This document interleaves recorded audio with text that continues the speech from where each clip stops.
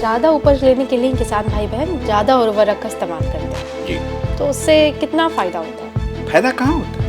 इसी तरह से यदि मरकरी आपके मिट्टी में आ गया तो वह आपको आ गया तो हड्डी वगैरह वगैरह आपका बहुत मजबूत नहीं रह पाएगा और साथ ही साथ नर्व संबंधी समस्याएं भी पैदा होंगी। तो अब समझिए कि कितनी खतरनाक समस्याएं ये हैवी मेटल हमारे शरीर में पैदा कर पा रहे। और नाइट्रेट का कंसंट्रेशन यदि 50 मिलीग्राम पर लीटर से ज्यादा हो गया तो बच्चों में एक खास तरह की बीमारी पैदा करता है, ब्लू बेबी सिंड्रोम कहते हैं। नमस्कार, स्वागत है आपका हमारे विशेष कार्यक्रम कृषि संवाद में। कृषि संवाद एक ऐसा मंच है जहां कृषि वैज्ञानिक, विशेषज्ञ और स्वयं प्रेरणादायक किसान एक साथ मिलकर कृषि को, खेती को एक नई दिशा देते हैं। दोस्तों, जब हम खेती की बात करते हैं, फसलों की बात करते हैं तो हमारे दिमाग में बड़े से फील्ड आते हैं, फर्टिलाइजर्स आते हैं, उर्वरक आते हैं। उर्वरक बहुत ज़रूरी होता है फसलों के लिए, लेकिन कहते हैं ना कि अति कहीं भी हानिकारक होता है। और जब विशेषज्ञ किसानों से कहते हैं कि उर्वरक की ज़रूरत है, इतनी उर्वरक की ज़रूरत है, तो सोचते हैं थोड़ा बढ़ा कर दे देते हैं, क्या ही हो जाएगा। होता बहुत कुछ है और उसका बहुत दुष्परिणाम भी होता है। अधिक उर्वरक के इस्तेमाल से क्या दुष्परिणाम देखे जा रहे हैं, इसके बारे में आज हमारे साथ बात करने के लिए हैं डॉक्टर अरुण कुमार झा। आप हैं एसोसिएट प्रोफेसर कम सीनियर साइंटिस्ट मृदा विज्ञान विभाग से। सर, आपका बहुत बहुत स्वागत है हमारे इस कार्यक्रम में। बहुत बहुत धन्यवाद। सर, जब हम उर्वरक की बात करते हैं और उर्वरक कई किसान ऐसा करते हैं कि ज़्यादा इस्तेमाल कर लेते हैं, तो इसका नुकसान क्या होता है? पहली बात तो ये है कि हमारे देश के ऊपर इसका दुष्प्रभाव पड़ता है। यदि हम देखें तो 1965-66 में लगभग हम 7.8 लाख मेट्रिक टन ही प्रयोग करते थे। और आज यदि आज की तारीख में देखें, 23-24 का मेरे पास आंकड़ा है, तो इसमें यदि आप देखेंगे तो लगभग 601 लाख मेट्रिक टन हम यूज किए। काफी बढ़ रहा है। और उसमें से इतना कंज्यूम किए, जबकि हम प्रोड्यूस सिर्फ 503 लाख टन ही कर पाए। और परिणाम ये हुआ कि 177 लाख टन हमको दूसरे देशों से मंगवाना पड़ा, इंपोर्ट करना पड़ा। और जिसके चलते बहुत सारी सब्सिडी दी जाती है, तो आप निश्चित रूप में हमारे देश के ऊपर दुष्प्रभाव पड़ रहा है। और उससे भी ज्यादा जो दुष्प्रभाव है कि हमारी मिट्टी की सेहत खत्म हो गई, हमारा ऑर्गेनिक कार्बन खत्म हो गया, बहुत सारे हैवी मेटल हमारे मिट्टी में आ गए। जो हमारे जीव थे, जो लाभदायक जीव जीवाणु हैं, हमारे मिट्टी में कुछ लाभदायक जीव जीवाणु होते हैं जो कई तरह के काम करते हैं। उदाहरण के लिए मैं बताऊं, जैसे नाइट्रोजन का स्थिरीकरण करते हैं, जो राइजोबियम है या एजोटोबैक्टर है या एसिटोबैक्टर है, ये एजोस्पाइरलम है, या बहुत सारे फॉस्फेट स्टेबलाइजिंग माइक्रो ऑर्गेनिज्म है, पोटेस मोबिलाइजर है, सल्फर ट्रांसफॉर्मिंग है। तो कई तरह के लाभदायक जीव जीवाणु हमारे यहाँ हैं जो अपने आप में बहुत तरह के, समझिए, फैक्ट्री का काम कर रहे हैं। तो वह सब भी हमारे मिट्टी से मर रहे हैं और साथ ही साथ हमारा सॉइल स्ट्रक्चर खराब हो रहा है। और सबसे बड़ी बात यह है कि वह टॉक्सिसिटी जो पैदा कर रहे हैं उससे हमारे मानव स्वास्थ्य पे बहुत दुष्प्रभाव पड़ रहे हैं और बहुत भयंकर, यहाँ तक कि कैंसर जैसी बीमारी हो सकती है, किडनी की समस्या हो सकती है, हार्ट की समस्या हो सकती है। तो कई तरह की समस्याएं पैदा हो रही हैं। तो आपने बताया कि हैवी मेटल्स आ जाते हैं, तो हैवी मेटल्स फर्टिलाइजर से कैसे आ जाते हैं और क्या अवशेष रह जाते हैं? पहली बात तो ये मैं आपको बताना चाहूंगा कि आखिर ये करता क्या है। जैसे मान लीजिए हम ज्यादा उर्वरक डाल दें तो उसका दुष्परिणाम होता क्या है और कैसे होता है। तो एक तो हमने आपको पहले बताया है कि इसमें जो जैविक कार्बन है, जैविक कार्बन हमारी मिट्टी का कम होता है। क्यों हो जाता है? वास्तव में जो हमारे सूक्ष्म जीवाणु है, वो सूक्ष्म जीवाणु के लिए एनर्जी सोर्स का काम करता है ऑर्गेनिक कार्बन। और वह ऑर्गेनिक कार्बन का जो सबसे महत्वपूर्ण पार्ट है वह है जो ह्यूमिक एसिड है या ह्यूमिन है, वह जो है उसको वह ब्रेक डाउन कर देता है। तो हमारी मिट्टी में कार्बन कम हो गया। और यदि मिट्टी में कार्बन कम हो गया तो वायु संचार कम हो जाएगा जी। दूसरी बात जो हमने कहा, जो लाभदायक जीव जीवाणु हैं जिनके लिए कि यह एनर्जी सोर्स का काम करता है, तो वह एनर्जी सोर्स उसे मिल नहीं पाया, तो जिसके चलते जो हमारे जो लाभदायक जीव जीवाणु है उसकी संख्या कम हो गई। अब मैंने अभी उदाहरण के लिए बताया, जैसे नाइट्रोजन फिक्सेशन होता है, आप देखेंगे तो जितनी दलहनी फसलें हैं उसकी जड़ में गांठ पाया जाता है, और गांठ में पाया जाता है राइजोबियम या ब्रेडी राइजोबियम। और वह अपने आप में बताऊं कि वह नाइट्रोजन बनाने की फैक्ट्री है। और जो दलहनी नहीं है उसमें एजोटोबैक्टर, एजोस्पाइरलम, यह सब जीवाणु है जो कि बहुत बढ़िया काम करते हैं, वो भी नाइट्रोजन स्थिरीकरण का काम करते हैं। तो यह जब जीवाणु हमारी मिट्टी से कम हुआ, तो जो स्वतः हमारी मिट्टी में नाइट्रोजन, फास्फोरस, पोटास पौधे को मिल रहा था वह कम हो गया जी। और कार्बन कम होने से हमने बताया कि एक तो सूक्ष्म जीवाणु कम हुए, और साथ ही साथ क्या है कि जो इसमें वायु संचार है, हमारी मिट्टी में वायु संचार कितना हो रहा है वह इसके ऊपर निर्भर करता है। साथ ही साथ हम आपको बताएं कि इसमें एरेशन के साथ साथ वाटर होल्डिंग कैपेसिटी कितनी है, पानी को बांध करके रखने की क्षमता कितनी है, वह मिट्टी में बांध कर, ये जल को बांध करके रखने की क्षमता वह भी दुष्प्रभावित होती है। तो कहने का मतलब हमारा जो भौतिक गुण है वह खराब हुआ, रासायनिक गुण भी खराब होता है। जैसे यदि ऑर्गेनिक मैटर है तो वो चिलेट बनाता है। अब चिलेट का मतलब क्या? चिलेट का मतलब है क्लॉ लाइक स्ट्रक्चर, पंजे जैसी रचना। जैसे आप किसी चिड़िया को देखिए तो वह किसी डाली पे या किसी चीज पर वो अपना पूरा चांगुर बंधा करके रख देता है, मतलब वहां पर खड़ी हो जाती है, बैठ जाती है। इसी तरह से जो जिंक है या जो दूसरे आपके केटाइंस हैं, आयरन हो सकते हैं, तो वह बीच में है। अब उसके चारों तरफ वो जो ऑर्गेनिक मैटर है वो लिगेंड बनाता है, जिसको हम लोग ऑर्गेनोमेटेलिक कंपाउंड भी कहते हैं। तो वो ऑर्गेनोमेटेलिक कंपाउंड बना दिया। तो वह जो ऑर्गेनोमेटेलिक कंपाउंड बना दिया, तो वह क्या है कि इसमें फॉरवर्ड रिएक्शन थोड़ा स्लो होता है और रिवर्ट रिएक्शन तेज होता है। यदि हम उसको देहाती भाषा में समझाना चाहें या लोकल भाषा में समझाना चाहें, जैसे नेताजी हैं, वह नेताजी बॉडीगार्ड से घिरे हुए हैं और वह नेताजी वहां से आए, आपकी बातचीत हो गई तो हो गई, नहीं तो फिर सुरक्षा घेरे में। इसी तरह से वह जिंक है, आयरन है, जब चिलेट बन गया तो वह सुरक्षा घेरे में है। वहां से चूंकि इसका फॉरवर्ड रिएक्शन स्लो है तो वहां से निकल करके आया, पौधे ने ले लिया तो ले लिया, नहीं तो फिर ये चिलेट बना दिया। तो जो उसके लॉसेज हैं वो लॉसेज कम होंगे, जो जिंक है वो कम लॉस होगा। तो यदि हम बाजार में खरीदते हैं तो वो 400-500 रुपए केजी हमारा चिलेटेड जिंक, चिलेटेड आयरन मिलता है। लेकिन यदि हमारी मिट्टी में वह ऑर्गेनिक मैटर है, ऑर्गेनिक कार्बन है, तो वह स्वतः जो है बनने का काम करता है, जिससे कि उसका लॉस कम होता है। और एक बहुत महत्वपूर्ण चीज, ये जो ऑर्गेनिक मैटर है जहां पर रहेगा तो वहां पर हम लोगों के मिट्टी में होता है कैटाइन एक्सचेंज कैपेसिटी। तो कोलाइडल नेचर का होता है, छोटा छोटा होता है, तो वह उसका कैटाइन एक्सचेंज कैपेसिटी काफी बढ़ जाएगा। तो उससे फायदा यह होगा कि बहुत सारी जो हमारी मिट्टी की रासायनिक प्रक्रियाएं चलती रहती हैं वो बड़ी सफलतापूर्वक चलती रहती हैं। तो ये सारे हमारे फायदे होते हैं। तो इसीलिए यह बहुत जरूरी है। अब बात आपने पूछी थी हैवी मेटल की। हाँ। अब यह जो हम फास्फोरस वाला, जैसे मान लीजिए फॉस्फेट हम प्रयोग कर रहे हैं, तो फॉस्फेट प्रयोग कर रहे हैं तो उसमें आप देखेंगे तो कैडमियम भी थोड़ी मात्रा रहती है। हाँ। उसमें मरकरी भी थोड़ी सी मात्रा रहती है। तो जो वो कैडमियम है, कैडियम किडनी, ये हार्ट संबंधी प्रॉब्लम भी करता है। हाँ। और किडनी संबंधी प्रॉब्लम भी करता है। हाँ। और जो हमारा हड्डी है उसमें इम्ब्रिटलमेंट लाता है। इम्ब्रिटलमेंट मतलब वो देखते हैं कि तुरंत टूट टाट जाता है। तो कहने का मतलब यह भी समस्या पैदा कर रहा है। इसी तरह से यदि मरकरी आपके मिट्टी में आ गया तो वह आपको आ गया तो हड्डी वगैरह वगैरह आपका बहुत मजबूत नहीं रह पाएगा और साथ ही साथ नर्व संबंधी समस्याएं भी पैदा होंगी।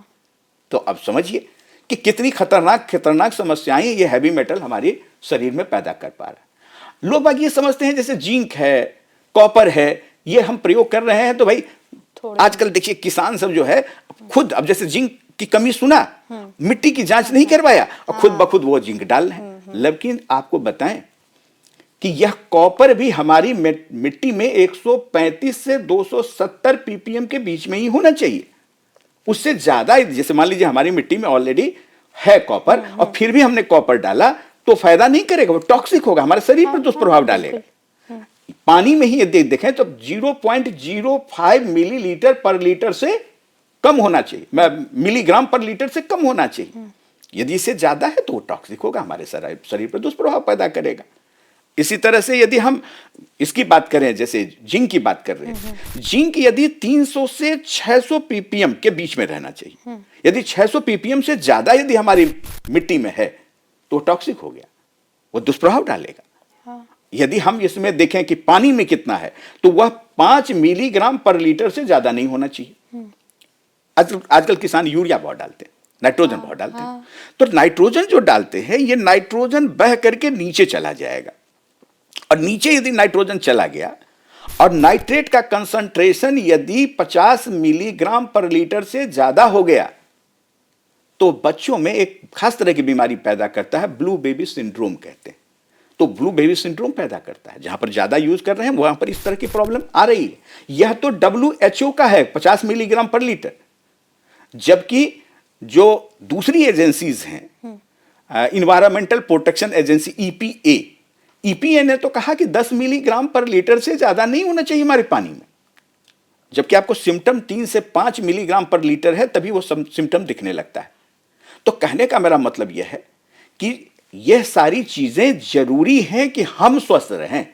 हम स्वस्थ रहें इसके लिए जरूरी है कि हम बैलेंस्ड अमाउंट में ही फर्टिलाइजर डालें, तभी हमारा सूक्ष्म जीवाणु भी अच्छा रहेगा, हम भी ठीक ठाक रहेंगे, हमारा वातावरण, हमारा पर्यावरण भी ठीक ठाक रहेगा। तो यह जरूरी है, हमारा वातावरण और पर्यावरण भी ठीक ठाक रहेगा। यानी कि अभी आप बता रहे थे कि ब्लू बेबी सिंड्रोम बच्चों में देखा जाता है, यानी कि अगर फर्टिलाइजर का ज़्यादा इस्तेमाल किया जाए तो वो हमारे पानी पर, हमारी हवा पर भी प्रभाव करता है। बिल्कुल बिल्कुल, और बहुत बुरा प्रभाव डालता है। जी जी जी। तो सर, मिट्टी परीक्षण के बारे में भी आप बता रहे थे कि ये जानना बहुत ज़रूरी है कि हमारी मिट्टी में किस तत्व की कमी है, कौन अत्यधिक है, उस हिसाब से हम फर्टिलाइजर का इस्तेमाल करते हैं। हाँ, बड़ा समशील प्रश्न आपने पूछा। हाँ। ये है कि आखिर हम फर्टिलाइजर कह तो दिए कि ज्यादा फर्टिलाइजर कर रहे हैं तो बहुत तरह का दुष्परिणाम हमारे पर्यावरण पर भी, हमारे शरीर पर भी पड़ता है, हमारे फसल पर भी पड़ता है। लेकिन अब यह है कि हम डालें तो कैसे डालें जो हमारा ज्यादा नहीं हो। तो वो जानने का जो सबसे वैज्ञानिक तरीका है वो है मिट्टी जांच का। तो मिट्टी जांच करके अब उसके अनुरूप जो अनुशंसा है उसी के हिसाब से डालें। अब मान लीजिए हमारा मिट्टी जांच का जो रिपोर्ट है वो कह रहा है ना भाई अभी अब डालने की कोई जरूरत नहीं है, तो अब आप बिल्कुल ही ना डालें। यदि वो कह रहा है कि कम डालना है, जैसे उदाहरण के लिए मैं बताऊं तो आपको क्लियर कर पाऊंगा कि जैसे नाइट्रोजन की ही जांच किया तो हम उसको 3 श्रेणी में बांटते हैं, लो, मीडियम और हाई। यदि मान लीजिए वो निम्न की श्रेणी में है तो जो किताबों में हम पढ़ते हैं अनुशंसा, उतना उर्वरक, उतना नाइट्रोजन डालने से काम नहीं चलेगा। उस अनुशंसा में कम से कम 25% उर्वरक और आपको बढ़ाना होगा। उदाहरण के लिए यदि 100 केजी किसी फसल के लिए अनुशंसा है तो 100 केजी केवल डालने से काम नहीं होगा, हमको 125 केजी डालना पड़ेगा, तभी हम उस वैरायटी का जो पोटेंशियल है उस पोटेंशियल को एक्सप्लोर कर पाएंगे और उतना हम उपज प्राप्त कर पाएंगे। लेकिन हां, यदि मिट्टी में उपलब्धता यदि मध्यम स्तर में है तो जो किताब में लिखा हुआ है उतना ही आप उर्वरक डालेंगे, यानी 100 केजी लिखा हुआ है तो 100 केजी ही डालेंगे। लेकिन उच्च है तब कभी भी आपको 100 किलो नहीं डालना है, आपको कम से कम 25% घटा देना है। अच्छा, हम लोग तो कहते हैं 25 से 50%, अब उतना विस्तार में हम नहीं जाते हैं, तो कम से कम 25% आपको घटा देना है। यानी 100 किलो डालने की जरूरत नहीं है, 75 किलो ही डालना है। 25 किलो जो आप डाल रहे हैं सिर्फ किसान अपना खर्चा बढ़ा रहे हैं और हम पर्यावरण को प्रदूषित कर रहे हैं, उससे हमें कोई फायदा नहीं मिल रहा है। तो कहने का मतलब जैसे नाइट्रोजन के लिए है कि 280 से 560 किलो, यानी 280 केजी पर हेक्टेयर से कम है तो वो हो गया निम्न, 280 से 560 केजी पर हेक्टेयर के बीच में है तो है मध्यम, और 560 केजी पर हेक्टेयर से ज्यादा है तो वो हो गया उच्च। तो इसी तरह से नाइट्रोजन की बात हमने कहा, इसी तरह से फास्फोरस की भी बात है। यदि 25 केजी पर हेक्टेयर से कम यदि P2O5 है तो निम्न की श्रेणी में, 25 से 50 केजी पर हेक्टेयर के बीच में है तो मध्यम, और 50 केजी P2O पर हेक्टेयर से ज्यादा है तब उच्च की श्रेणी में। तो फास्फोरस को भी इसी ढंग से डालें, अदरवाइज अब ज्यादा फास्फोरस डालेंगे, फॉस्फेट ज्यादा डालेंगे तो उतना ही नहीं होता है। यह भी है कि उर्वरक हम कौन सा डालें, इससे भी हमारे मिट्टी पर प्रभाव पड़ता है। जैसे अमोनियम सल्फेट, जितना अमोनियम वाला है वो डालेंगे, काफी समय तक डाल रहे हैं तो आपकी मिट्टी में अम्लता बढ़ेगी, तेजाबीपन बढ़ेगा। लेकिन वहीं पर आप नाइट्रेट वाला डालते हैं, जैसे कैल्शियम नाइट्रेट डाले तो वह दुष्प्रभाव डालेगा कि ऊसरपन पाएगा, अल्कलिनिटी आपके मिट्टी में आएगा। और यदि अम्लता बढ़ी तो देखिए जितने भी बैक्टीरिया हैं वो न्यूट्रल पीएच पसंद करते हैं, यानी ना अम्लीय हो ना क्षारीय हो, तो वहां पर ज्यादा बढ़िया करेंगे। अब मिट्टी हमारी हो गई अम्लीय तो वहां पर बैक्टीरिया तुम्हारा मरेगा। तो कहने का मेरा मतलब है, अच्छा जो न्यूट्रल पीएच है उस पर पोषक तत्वों की उपलब्धता भी सबसे ज्यादा होती है, सारे पोषक तत्वों की। आप जानती ही होंगे कि हमारा 17 पोषक तत्व है, कार्बन, हाइड्रोजन, ऑक्सीजन, ये तो वातावरण से ले लेता है, हवा से या पानी से। लेकिन nitrogen, phosphorus, potash, calcium, magnesium, sulphur, ये सब हम लोग कहते हैं primary macro element, nitrogen phosphorus potash को कहते हैं प्राइमरी, और कैल्शियम मैग्नीशियम सल्फर को कहते हैं सेकेंडरी। क्यों? क्योंकि ज्यादा मात्रा में चाहिए एनपीके, और कैल्शियम मैग्नीशियम सल्फर उससे कम है। लेकिन जो बचे हुए दूसरे हैं वह माइक्रोन्यूट्रिएंट हो गए, जैसे जस्ता, लोहा, तांबा, manganese, molybdenum, boron, copper, chlorine, निकल, ये सब सूक्ष्मांतरिक तत्व हैं। इसकी जरूरत है, कम मात्रा में जरूरत है इसकी, लेकिन यह उतना ही महत्वपूर्ण है जैसे सब्जी बन रहा है, नमक नहीं पड़ा तो सब कुछ बेकार। उसी तरह से यदि माइक्रोन्यूट्रिएंट नहीं है तो वह उतना ही दुष्प्रभाव करेगा, और पौधा का अपना जीवन चक्र पूरा करने में वह दिक्कत पैदा करेगा। जीवन चक्र का क्या मतलब? बीज से पुनः बीज बनने की प्रक्रिया। या तो अंकुरन नहीं होगा, या प्रवाह नहीं होगा, या दाने नहीं बनेंगे, तो कुछ न कुछ होगा। अब देखिए, फसल बहुत अच्छी है लेकिन मालूम हुआ दाना नहीं बना, तो दाना नहीं बनने के कई कारण हो सकते हैं, उसमें बोरोन भी एक कारण हो सकता है कि बोरोन यदि आपके मिट्टी में नहीं है तो दाना नहीं बना। हमने मेहनत तो किया, खर्चा तो किया, लेकिन वह दाना नहीं बना, तो किसान को तो पूरा घाटा लग गया, देश को पूरा घाटा लग गया। तो यह जो है बहुत जरूरी है, इसलिए यह जानना बहुत जरूरी है कि हमारी मिट्टी में किस चीज की कमी है। और इसके लिए मेरी ये राय है और मेरी ये अनुशंसा भी है कि मिट्टी की जांच अवश्य करवाएं। यदि मान लीजिए हर एक फसल के पहले नहीं करवा पा रहे हैं तो साल में ही करवावें, साल के में कम से कम एक बार जांच करवावें। यदि साल में भी न करवा पावे सारे खेतों का, तो एक आधे साल में करवा के पहले जानिए तो कि इसमें क्या है। मनुष्य में भी होता है, मान लीजिए बीमारी होता है तो खून का जांच होता है, यूरिन का जांच होता है, स्टूल का जांच होता है, तो हमारी मिट्टी का भी तो जांच हो, और तभी वो जिंक डालिए, तभी वो कॉपर डालिए, नहीं तो वो टॉक्सिसिटी पैदा करेगा, खर्चा भी बढ़ाएगा और टॉक्सिसिटी भी पैदा करेगा। ज्यादा नाइट्रोजन डालने से ज्यादा उपज नहीं होगा जी, उल्टे नाइट्रोजन डालने से यह अमोनियम के रूप में कम लॉस होता है, नाइट्रेट के रूप में लॉस करके नीचे आपके अंडरग्राउंड वाटर को पॉल्यूट कर रहा है, और पॉल्यूट करके यदि ज्यादा कंसंट्रेशन है तो ब्लू बेबी सिंड्रोम पैदा करेगा। और ऐसे ही बहुत सारे हैं, हम तो 2-3 का नाम ले रहे हैं। तो यदि आवश्यक, जैसे मैंने इसलिए जिक्र किया कि कॉपर जैसे कि आवश्यक पोषक तत्व है, लेकिन ज्यादा हो गया तो खतरनाक हो गया। जिंक हमारा आवश्यक पोषक तत्व है, लेकिन ज्यादा हो गया तो टॉक्सिक हो गया, जैसे आपने शुरू में ही किया था कि अतिशर्वर्त वर्जेत। तो इसीलिए कोई भी चीज बैलेंस्ड अमाउंट में होना चाहिए, तो इसके लिए मिट्टी जांच की बहुत ही जरूरत है। मतलब मिट्टी जांच अगर करा लेते हैं तो अत्यधिक उर्वरक का इस्तेमाल अपने आप रुक जाएगा, हमें पता लग जाएगा, और इससे किसानों को बहुत फायदा भी होगा क्योंकि मिट्टी में बहुत सारे पोषक तत्व पहले से मौजूद है। जी जी। तो उन्हें पता लगेगा कि ये हमें इस्तेमाल नहीं करना है, तो वहाँ पर उनका जो पैसा जो खर्च करना था वो बच गया। तो बहुत फायदे हैं, लेकिन इस फायदे का हम किस तरीके से लाभ उठा सकते हैं, मतलब मिट्टी परीक्षण हम कैसे करा सकते हैं? अब आपने बड़ा ही प्रैक्टिकल क्वेश्चन पूछा है। देखिए, मिट्टी जांच की सफलता 3-4 बातों पर निर्भर करती है। मिट्टी जांच के लिए पहले तो हम नमूना लेते हैं, दूसरी बात उस नमूना की जांच होती है, तीसरी बात जांच के बाद उर्वरक की अनुशंसा की जाती है। नमूना तो भाई सामान्यतः किसान ही लेकर के आते हैं, और यदि उनको नमूना लेने का सही तरीका नहीं मालूम है तो सारी प्रक्रिया खत्म हो गई।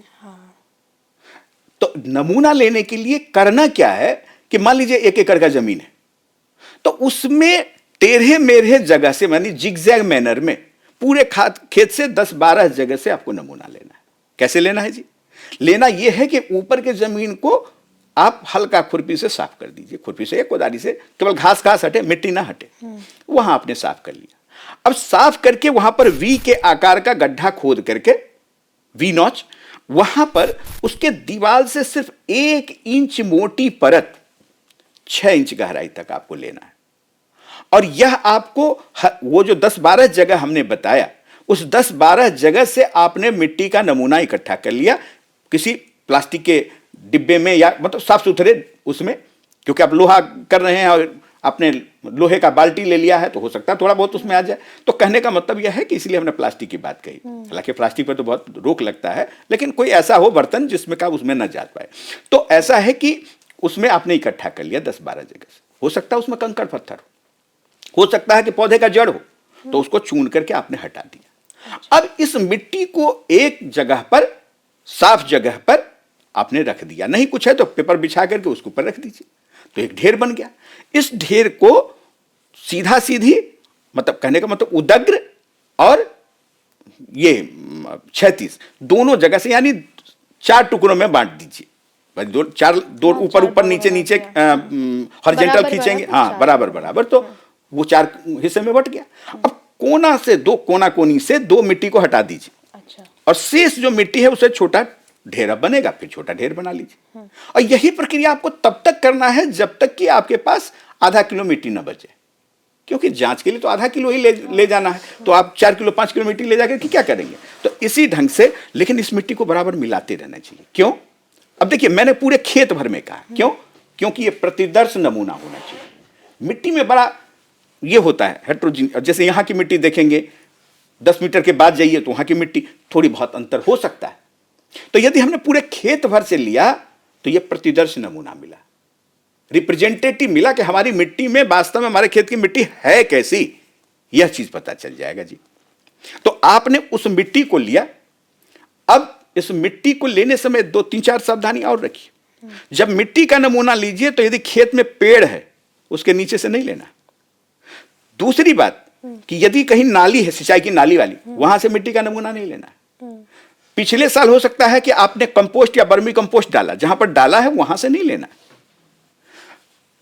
ये सब जो है कुछ सावधानी। दूसरी बात, बिल्कुल मेड़ से सटा हुआ नमूना नहीं लेंगे, उसे थोड़ा सा हट करके लेंगे, क्योंकि वहां की मिट्टी की गुणवत्ता कुछ अलग होगी और रिप्रेजेंटेटिव नहीं होगा। तो यह सब सावधानी रखते हुए उसके बाद आप नमूना ले लेंगे, और नमूना को लेकर के उस पर आपने लिख दिया खाता नंबर, खेसरा नंबर, या आप मान लीजिए पहचान है जामुन के पेड़ के नजदीक या जहां भी रखा, तो यह सब चीज लिख करके आपने भेज दिया कहां? प्रयोगशाला में। प्रयोगशाला में जांच हो गया। अब जांच होकर के उसमें देखा कि क्या स्थिति है। अब उसी में यह भी पूछता है कि कौन सी फसल आपने लगाया था और अगली फसल आप क्या लगाने वाले हैं, तो वो अगली फसल के लिए अनुशंसा आपको दे दिया जाएगा।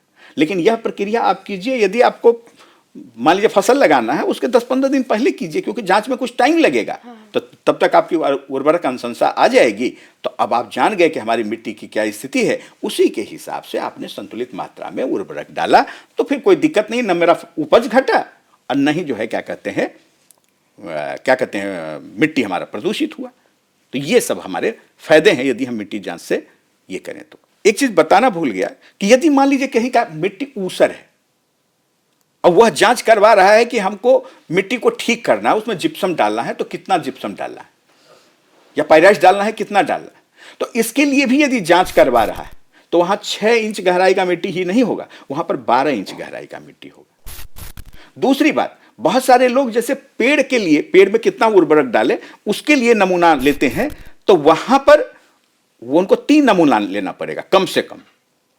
0 से 30 सेंटीमीटर की गहराई का एक नमूना, 30 से 60 सेंटीमीटर गहराई का उसी के नीचे 60 सेंटीमीटर तक दूसरा नमूना, और तीसरा नमूना जो होगा वह 60 सेंटीमीटर से लेकर 1 मीटर गहराई का तीसरा नमूना होगा। पहले 5 नमूने लोग लेते थे, 0 से 30, 30 से 60, 60 से 90, 90 से 120, 120 से 150, लेकिन अब उसको थोड़ा सा संक्षेप किया गया है, तो उसमें इतने दिन का नमूना।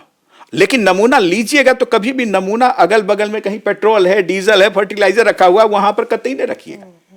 और यह है कि उसको साफ थैली में ही रखिए। यह नहीं कि अब हमको रखना है तो कहीं भी रख दिए, गंदा संदा है तो उसमें हो सकता है दूसरे पोषक तत्व या कुछ हो सकते हैं। तो यह सब सावधानी जरूर रखना चाहिए, तभी आपको जांच का सही फायदा मिलेगा और ज्यादा से ज्यादा उपज भी ले सकते हैं, अपने पर्यावरण, अपने मिट्टी, अपने पानी को प्रदूषित होने से बचा भी सकते हैं। ज्यादा उपज लेने के लिए किसान भाई बहन ज्यादा उर्वरक का इस्तेमाल करते हैं जी, तो उससे कितना फायदा होता है? फायदा कहाँ होता है? हमने आपको बताया तो कि संतुलित उर्वरक यदि नहीं डाला तो फायदा के स्थान पर घाटा होता है।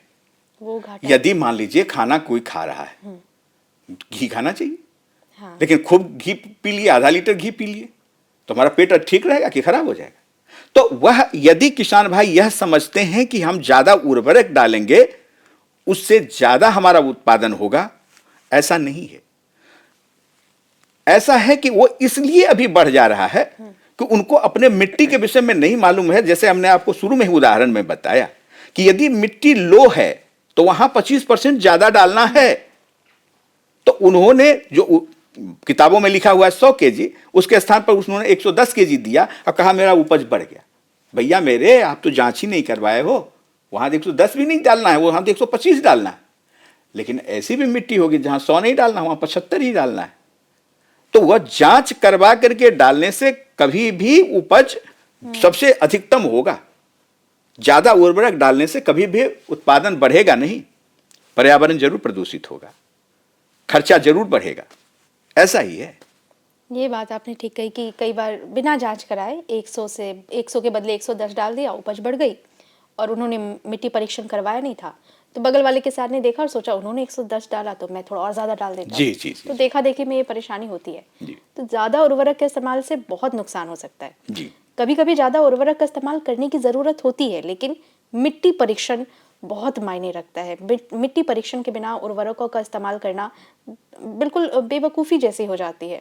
बेवकूफी नहीं, इसको कहिए कि ये बहुत खतरनाक हो सकता है। आज की तारीख में आप पानी में देखिए, कहीं आर्सेनिक बढ़ा हुआ है, कहीं लेड बढ़ा है, कहीं कैडमियम बढ़ा है, कहीं क्रोमियम बढ़ा हुआ है, कहीं ये निकल बढ़ा है, कहीं लेड बढ़ा हुआ है।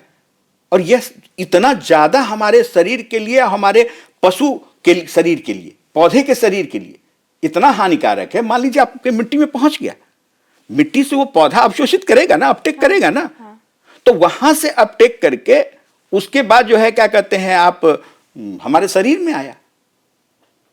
एक बार मैं कहीं रिपोर्ट पढ़ रहा था कि यदि पानी में जो डीडीटी पहले जब यूज होता था, तो डीडीटी यदि उसमें था, वहां से वो मदर मिल्क में भी इतना आ गया जो बच्चे के लिए टॉक्सिक था। बिल्कुल।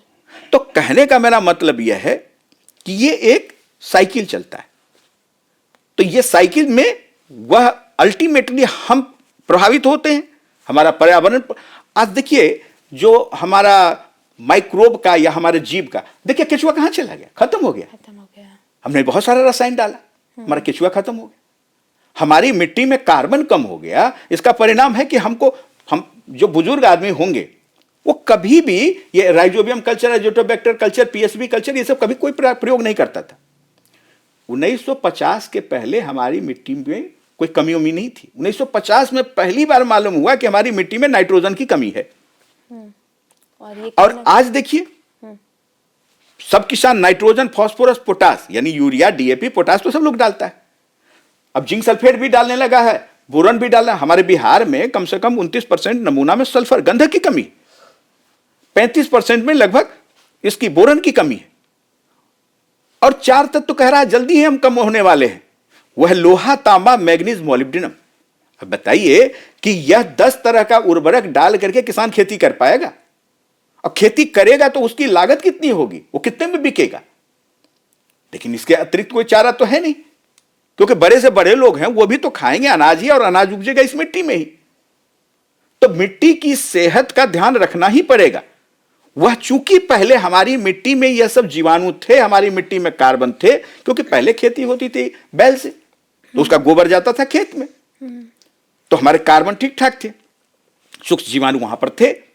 लेकिन अब क्या हुआ है कि वह सूक्ष्म जीवाणु हमारी मिट्टी में घट गए हैं। वो बहुत तरह का साइकिल चलाता रहता है, जैसे कार्बन का साइकिल, सल्फर का साइकिल, फास्फोरस का साइकिल, सबका साइकिल चलता रहता है। तो जो साइकिल चलाने वाला है वही नहीं है तो कहां से होगा? ये केचुआ को किसानों का मित्र कहा जाता था, तो केचुआ अब है ही नहीं, तो मित्रता कहां से निभाएगा? सिर्फ आप देखिएगा तो कहीं कहीं तालाब में दिख जाएगा, या कहीं कहीं आपको बगीचा वगीचा में थोड़ा बहुत दिख जाएगा। इसीलिए अब आप बर्मी कंपोस्ट लोग बनाने लगे। तो कहने का मेरा मतलब कि प्रकृति ने हमें बहुत सारी चीजें लाभदायक दे रखी हैं, और ये जो हम उर्वरक और ये जो हानिकारक कृषि रसायन है वह जो हम प्रयोग कर रहे हैं, उसके चलते पूरा मेरा जो तंत्र है वो पूरा तंत्र बिगड़ गया है। पर्यावरण का ले लीजिए, माइक्रोब का ले लीजिए, पूरा जो है आपका ये तंत्र हमारा खराब हो रहा है। तो इसीलिए बहुत जरूरी है इस पर जगने की, क्योंकि यदि हम नहीं जगेंगे तो आने वाले कुछ ही वर्षों में हमारी दिक्कत बहुत बढ़ने वाली है। अरे भाई, अभी हम इंडिया में 140 करोड़ है, बढ़ करके हम लगभग 170 करोड़ होने वाले हैं 2050 तक। और एक रकबा तो कम हो रहा है, कहीं भाई सड़कें बन रही हैं, कहीं बिल्डिंग बन रहा है, तो हमारा रकबा तो खेती वाला कम हो रहा है और जनसंख्या बढ़ गई। अब मिट्टी की हालत तो हमने बता ही दिया कि 10 तत्व तो ये हो गया, और कार्बन भी हमारा घट रहा है। वास्तव में देखिए समस्या कहां है कि हम चाहते हैं कि वायुमंडल में कार्बन कम हो और मिट्टी में कार्बन ज्यादा हो गया है उल्टा। हमारे वायुमंडल में कार्बन बढ़ रहा है और जैसे ग्लोबल वार्मिंग हो रही है, देखिए गर्मी बहुत बढ़ रही है, और साथ ही साथ हमारे मिट्टी में यदि देखिए तो मिट्टी में कार्बन घट रहा है। आज से 70 साल पहले हमारे मिट्टी में मोटा मोटी 1% के आसपास जैविक कार्बन था, लेकिन आज घट करके 0.3-0.4% के आसपास आ गया 70 साल के अंदर अंदर, जबकि हमारी मिट्टी में 0.75% से ऊपर होना चाहिए जैविक कार्बन। ऐसा है, कार्बन के आधार पर, जैविक कार्बन के आधार पर हम मिट्टी को 3 श्रेणी में बांटते हैं। 0.5% यानी आधा परसेंट से नीचे है तो निम्न, 0.5 से 0.75% के बीच में है तो मध्यम, और 0.75% के ऊपर है तो उच्च। तो चाहिए हमें 0.75% के ऊपर, हम हो गए हैं निम्न की श्रेणी में 0.3-0.4% के आसपास। नीचे।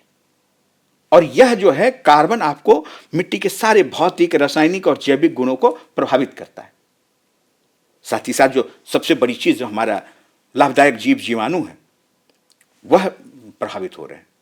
तो यदि हम अब नहीं जगेंगे तो फिर हमें जगने का वक्त ही नहीं मिलेगा। इस जनसंख्या को भोजन मुहैया कराना बड़ा मुश्किल हो जाएगा, और जो भोजन मुहैया करवाएंगे वो बहुत ही जहरीला होगा। अब देखिए शहर के बगल में वहां पर आपको सीवेज वाटर से लोग इरिगेशन कर करके फसल उपजा लेते हैं। अब वहां पर सीवेज में बहुत सारे हैवी मेटल्स हैं, वह उस सब्जी में भी जाएगा। हम हरा हरा देख करके खरीद तो लेते हैं, लेकिन वो हमारे शरीर में फायदा पहुंचाने के बजाय वो कभी कभी हार्म भी पहुंचाता है। तो इस पर जागने की सबसे पहली जरूरत है कि हमारा जो खाना हो, हमारी जो मिट्टी हो, हमारा जो पर्यावरण हो, वो बिल्कुल ठीक ठाक हो। यदि वह ठीक ठाक नहीं होगा तो सब कुछ निरर्थक है, क्योंकि भौतिक संसार का उपभोग भौतिक माध्यमों से ही हो सकता है। हमारा शरीर ही ठीक नहीं रहेगा तो हम करेंगे क्या? तो इसलिए बहुत जरूरी है कि हम अपने पर्यावरण को ठीक रखें। पर्यावरण ठीक रखने के लिए मिट्टी में हम संतुलित मात्रा में ही उर्वरक का प्रयोग करें, या कृषि रसायन भी करते हैं तो कृषि रसायन का भी संतुलित प्रयोग ही करें। और यह जो मिट्टी जांच है इसके आधार पर ही भी हम उर्वरक की अनुशंसा करें। मतलब सर, प्रकृति अपने आप में बहुत समृद्ध थी, हमारी नासमझी की वजह से चीज़ें घटती गई, और हमने क्या किया, उसे जो घटा, जो केमिकल्स घटे, जो भी पोषक तत्व घटे, उसके बदले में हमने और भी फर्टिलाइजर्स डालना शुरू किया और ज़्यादा किया, फिर और भी जो चीज़ें पोषक तत्व थे वो भी और कम होते गए। तो कहीं ना कहीं हमारी नासमझी रही है। नहीं, अब हम उसको ये कहें कि कुछ चीज़ें तो हुई है, परिस्थिति के हिसाब से चेंज हुई है। अब जैसे मान लीजिए पहले मेरे पास ड्वार्फ वैरायटी नहीं था, improved variety, high yielding variety नहीं था। हम लोग जब छोटे थे तो मुश्किल से 5-6 क्विंटल धान और गेहूं का उत्पादन होता था। लंबी वाली वैरायटी थी, उसमें थोड़ा सा भी फर्टिलाइजर पड़े तो लॉजिंग हो जाता था। तो उस समय हमें जरूरत थी, क्योंकि हमारे माननीय प्रधानमंत्री ने कहा था कि भाई एक साम उबासी कर लो, ये हमारी नौबत थी। तो उत्पादन बढ़ाना मेरी आवश्यकता थी, मैं भी मानता हूं। लेकिन वह जो वैरायटी आई उसके लिए एक रिकमेंडेशन गया कि कितना हमें जैविक कंपोस्ट डालना है, कितना हमें गोबर की खाद डालना है, कितना फर्टिलाइजर डालना है। लेकिन हमने उस जैविक चीज को छोड़ दिया। न हम आज हरी खाद का प्रयोग करते हैं, न हम कंपोस्ट वर्मी या गोबर की खाद या जो भी कंपोस्ट हो वह भी प्रयोग नहीं करते हैं। अब जब जो कुछ भी है वो रसायन पर ही हम निर्भर हो गए। तो कहने का मतलब यह है कि हमारी जो निर्भरता इन सारी चीजों के ऊपर हुई है। और आपने बिल्कुल सही कहा, हमारी या तो जानकारी की कमी है या फिर हमारी लापरवाही का भी कारण हो सकता है। यदि हमने ये किया तो हम यहां तक पहुंचे हैं। पहले मेरे मिट्टी में 50 में 1 तत्व कम था, आज हम 10 तक पहुंचे। और यदि नहीं जगे तो हमारी बहुत सारी मिट्टी ऊसर हो जाएगी या खेती लायक नहीं रह जाएगी। फिर हम क्या करेंगे? इसलिए जगने की बहुत जरूरत है। यदि हम नहीं जगे तो भोजन, और वह भी शुद्ध भोजन, कहावत है जैसा खाओ अन्न वैसा रहे मन। तो शुद्ध अन्न नहीं खाएंगे तो बड़ी दिक्कत है। और एक ही बार में यदि नहीं हो पाता है तो संस्कृत में एक कहावत है, बिंदु बिंदु निपाते न क्रमशः पूर्यते घटः सप्रकार से विद्यानाम धर्म से च धनश्च। बूंद बूंद करके घड़ा भरता है। धन, धर्म, विद्या इसी तरह से आता है। तो यह हम यदि एक एक करके करें, जैसे फर्टिलाइजर को हम संतुलित मात्रा में करें, फिर और दूसरे एस्पेक्ट को करें, तो हमारी मिट्टी बिल्कुल ठीक ठाक हो जाएगी। हम दूसरे देश हमारे ऊपर निर्भर होंगे, अभी भी हम दे ही रहे हैं, लेकिन और ज्यादा हम दे सकते हैं और बढ़ती हुई जनसंख्या के का भी भोजन हम मुहैया करवा सकते हैं कि प्रकृति ने हमारे भारतवर्ष को बहुत ही आशीर्वाद दिया हुआ है, लेकिन उसको हम जो बीमार कर रहे हैं वह ठीक नहीं है, क्योंकि प्रकृति बीमार हो गई तो हम भी बीमार हो जाएंगे। हमारी मिट्टी को स्वस्थ रखने की ज़रूरत है, हमारे पानी को स्वस्थ रखने की ज़रूरत है, और वो तभी होगा जब हम रसायन उतनी ही मात्रा में डालें जितना जरूरी है। मतलब मृदा परीक्षण बहुत ज़रूरी है आज के टाइम पे। तो दोस्तों, आप भी अगर सुन रहे हैं और खेती करते हैं तो ये बात आप बहुत अच्छे से अब तक समझ चुके होंगे कि मृदा परीक्षण, मिट्टी की जांच बहुत ज़रूरी है। अगर आप मिट्टी की जांच नहीं कराते तो आपको नुकसान हो सकता है, बहुत नुकसान हो सकता है। तो अभी सर ने बहुत अच्छी तरीके से समझाया कि किस तरीके से आप मिट्टी की जांच करा सकते हैं, क्या प्रोसेस है। तो उम्मीद है कि इन सारी बातों को आप समझेंगे, क्योंकि अगर हम नहीं समझेंगे ना तो सिर्फ हम नहीं, हमारे आसपास के लोग और हमारी आने वाली पीढ़ी सब प्रभावित होगी, और बहुत गलत तरीके से प्रभावित होगी। एक चीज और कहना चाहता हूँ, हाँ सर, कि हम मिट्टी की जांच करवाएं, साथ ही साथ जो पादप पोषक के जैविक स्रोत हैं, जो भी हो, FIM हो, कंपोस्ट हो, बर्मी कंपोस्ट हो, नाडेप कंपोस्ट हो, सिटी कंपोस्ट हो, जो भी हो, उसके ऊपर हम अधिक से अधिक बल दें। हम अपने पोषक तत्व की आपूर्ति उससे भी करने की कोशिश करें। भाई 50% नाइट्रोजन का सब्स्टिट्यूशन तो उसे कर ही सकते हैं। तो एक तो मिट्टी जांच के आधार पर ही उर्वरक डालें। दूसरी बात कि पोषक तत्व की आपूर्ति हम जैविक संसाधनों से ज्यादा करने की कोशिश करें। यदि हम ऐसा करेंगे तभी मिट्टी भी ठीक रहेगी, और तभी पर्यावरण भी ठीक रहेगा, और तभी हमारा भविष्य भी सुरक्षित रहेगा, हमारे आने वाले जनरेशन को भी रोटी मिल पाएगी। बिल्कुल। तो हमारे आने वाली जनरेशन हम पे सवाल ना उठाए, हमारी सराहना करे, इसलिए ज़रूरी है कि हम कुछ चीज़ों का ध्यान रखते हुए आगे बढ़े। सर, बहुत बहुत धन्यवाद, आपने इतनी अच्छी जानकारी दी, और उम्मीद है कि हमारे आज की इस चर्चा से आपको बहुत कुछ सीखने को, जानने को मिला होगा। अभी के लिए इतना ही। नमस्कार। नमस्कार।